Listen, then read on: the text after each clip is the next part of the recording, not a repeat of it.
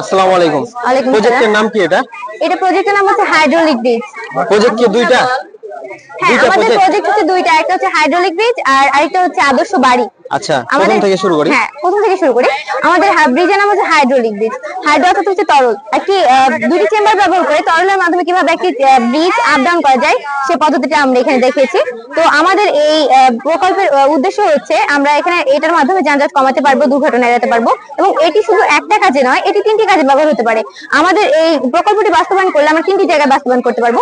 এক হচ্ছে super market বা নিউ মার্কেটে, যেখানে এটি গাড়ি পার্কিং এর হিসেবে ব্যবহার করবে এবং খুব দ্রুত সময়ে এটি গাড়ি পার্কিং করতে সক্ষম হবে। এবং আমাদের বাংলাদেশে অনেক যানবাহন রয়েছে এবং যেসব মার্কেট রয়েছে সেখানে কিন্তু অনেক যানজট তৈরি হয়ে যায় এবং চলাচল করতে অনেক সমস্যা হয়। তাহলে আমরা যদি এটা সেখানে স্থাপন করি তাহলে খুব সহজে চলাচলটা সম্ভব হবে এবং সেই মার্কেটটা সুশৃঙ্খল থাকবে এবং গাড়ি পার্কিং এ সাহায্য করবে।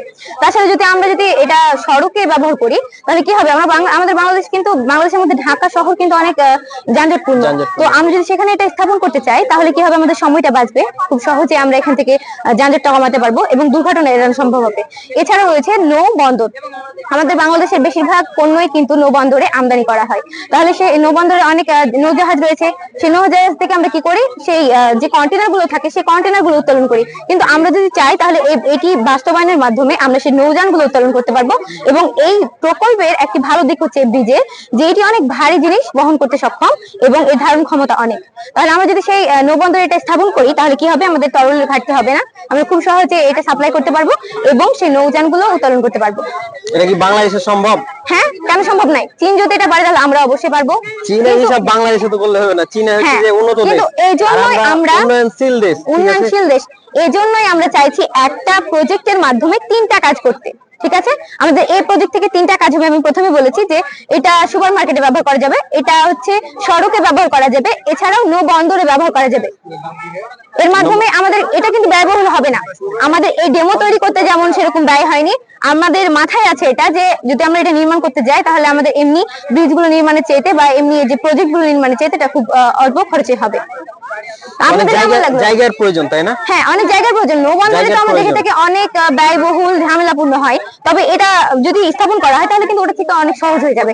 আর যদি আমরা শহরে স্থাপন করতে চাই তাহলে আমাদের যানজট মোকাবিলা করা সম্ভব হবে। লোড কতটুকু লোড নেওয়া সক্ষম এটা জায়গা অনুযায়ী, আমরা যেহেতু তিনটা জায়গা নির্ধারণ করে দিয়েছি সেহেতু তিনটা জায়গাতে আলাদা আলাদা ভাবে লোড নিতে সক্ষম হবে। আর যেহেতু সমুদ্র বন্দরগুলোতে লোড বেশি আছে, কন্টেনার বেশি আছে, লোড বেশি আছে। আমি যেহেতু চীনের কথা বলেছি, চীনে কিন্তু সেখানে এটা ব্যবহার হয়, কিন্তু আমরা চীনের একটা জায়গায় ব্যবহার হয়, কিন্তু আমরা এখানে চেয়েছি তিনটা জায়গায় ব্যবহার করতে, যাতে আমরা একটা জিনিস থেকে তিনটা উপকারিতা পেয়ে থাকি। যেরকম মলগুলোতে কিন্তু অত ভারী যানবাহন আসবে না। হ্যাঁ, সেখানে কিন্তু এটা অনিমেষে ব্যবহার করা যেতে পারে। কিন্তু আমরা যদি এটা সড়কে বা আপনি বলছেন নৌ বন্দরে যদি ব্যবহার করি, সেখানে কিন্তু নৌ বন্দরে যেসব কন্টেনার গুলো ওঠানোর জন্য খরচ হয় সেখানে কিন্তু এই তুলনায় অনেক, সেহেতু এটা সেখানে স্থাপন করা যেতে পারে।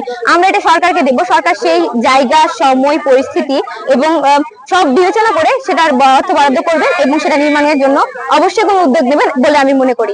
চীন ছাড়া কি অন্যান্য দেশে আছে না শুধুমাত্র চীনে আছে? শুধুমাত্র চীনে আছে না, আমরা এটা চীনের থেকে আমরা বাংলাদেশে আনার চেষ্টা করেছি, যেহেতু আমরা জানি আমি বললাম যে চীনে শুধু আছে না অন্যান্য দেশে আছে? অন্যান্য দেশেও আছে, কিন্তু চীনে এটা বেশি ব্যবহার করা হয়, বিশেষ করে নৌ বন্দরে বেশি ব্যবহৃত হচ্ছে। আচ্ছা, ঠিক আছে। আমরা চাই আমাদের বাংলাদেশে যেন এটা উদ্যোগ নেওয়া হয় এবং সরকারিভাবে উদ্যোগ নেওয়া হয় এবং বাস্তবায়ন করা হয়। ঠিক আছে, আমরা 2 নম্বরে চলে যাই। আমাদের 2 নম্বর প্রকল্প হচ্ছে আদর্শ বাড়ি। একটা আদর্শ বাড়িতে যা যা থাকা দরকার সেই জিনিসগুলো আমরা এখানে উল্লেখ করেছি। আমাদের বাড়ির চারপাশে রয়েছে সোলার, যেটা আমাদের বাড়ির বিদ্যুৎ উৎপাদনে সাহায্য করবে সৌরশক্তি থেকে এবং আমাদের বাড়ির বিদ্যুৎ ঘাটতি পূরণ করবে। চারপাশে রয়েছে গাছপালা। আমরা দেখে থাকি আমাদের বাংলাদেশে কিন্তু গাছপালা চাষ নেই বললেই চলে, কারণ বাড়ির চারপাশে আমাদের গাছ লাগানোর মতো বুদ্ধিটা মাথায় আসে না। কিন্তু আমরা চাই সবাই যেন বাড়ির চারপাশে গাছপালা লাগায় এবং পরিবেশটাকে রক্ষা করে, পরিবেশটাকে সংরক্ষণ করে এবং দূষণের মুখ থেকে আমাদের বাংলাদেশের পরিবেশকে যেন রক্ষা করে। এবং আমাদের বাড়ির ছাদে রয়েছে গাছ, তবে গাছ চাষ, এটার মাধ্যমে আমরা কি করব, আমাদের ছাদ কৃষি বা ছাদ বাগান বললেই চলে। তো আমরা যদি এটা করি তাহলে আমাদের কিন্তু এটা যদি শহরে বাস্তবায়ন করা হয় তাহলে কিন্তু আমাদের চারপাশে জায়গা না থাকলে ছাদ বাগান আমরা করতে পারি। ছাদ বাগানের মাধ্যমে কি হবে, আমরা সেখান থেকে যদি ফসল লাগাই, সেখানে ফসল লাগালে কিন্তু আমরা সেখান থেকে ফসলগুলো উৎপাদন করে বাড়ির কাজে লাগাতে পারবো, বাড়িতে বা পরিবারের চাহিদা মেটাতে পারবো, প্লাস আমরা বাজারে বিক্রি করে আর্থিকভাবে লাভবান হতে পারবো। আর যদি আমরা বাড়ির বর্জ্য ব্যবস্থাপনার দিকে দেখি, তাহলে আমরা এখানে বাড়ির বর্জ্য ব্যবস্থাপনা করেছি একটি বায়োগ্যাস প্ল্যান্টের মাধ্যমে, যেখান থেকে আমরা গ্যাস উৎপাদন করতে পারবো। তাই আমরা পরিবেশকে দূষণ না করে, পরিবেশকে দূষণের হাত থেকে মুক্ত করে একটি আদর্শ বাড়ি তৈরি করে আমরা এই প্রদর্শনীটি দেখিয়েছি, কারণ আমরা চাই আমাদের পরিবেশ যেন সুরক্ষিত থাকে। এখানে সৌর প্যানেল লাগিয়েছো, এখানে তো ব্যাটারির দরকার বাড়িতে। জি, বাড়িতে ব্যাটারি দরকার, Cost কিন্তু বেশি হয়ে যাবে না? আমরা কস্ট হিসাব করে দেখেছি, যদি আমাদের বাড়িতে ধরুন একটা ব্যাটারির প্রয়োজন পড়লো, একতলা একটা ব্যাটারির প্রয়োজন পড়লো 15,000। না, এখানে তো 3 তলা মনে হয়, হ্যাঁ, 3 তলা এখানে 3 তলা। হ্যাঁ, যদি ধরেন আপনার একটা বা দুটা পড়লো, তো সেখানে যদি 15,000 যদি 1 বছর চলে, কিন্তু আমাদের বাড়ি যদি মাসিক বিল হয় 1 থেকে 1,500 টাকা, তাহলে কিন্তু ওটার তুলনায় অনেক কম, মানে আমাদের বিদ্যুতের থেকে কিন্তু এটা অনেক সাশ্রয়ী। ঠিক এটা আছে, কি লোড নিতে পারবে? হ্যাঁ লোড নিতে পারবে। যেমন এসি চলবে, ফ্রিজ চলবে, যেগুলো বেশি লোড নেই ওগুলো তো চলবে, তো এগুলো নিতে পারবে? সেই অনুযায়ী আমরা পদক্ষেপ গ্রহণ করব, তবে আমরা একটি বাড়ি ডেমো হিসেবে এটা দেখিয়েছি। কারণ এইগুলো সৌর প্যানেল হচ্ছে যে ওয়াট ভিত্তিক হয়, ঠিক আছে, জি, এটা আমি এত ওয়াটের অত ওয়াটের, জি। তো ওই হিসাবে টানতে পারবে কিনা আমি এটা বলছি। হ্যাঁ, অবশ্যই আনতে পারবো। আমরা যেহেতু নাম দিয়েছি আদর্শ বাড়ি, সেহেতু আমরা সেটার ব্যবস্থা গ্রহণ করব।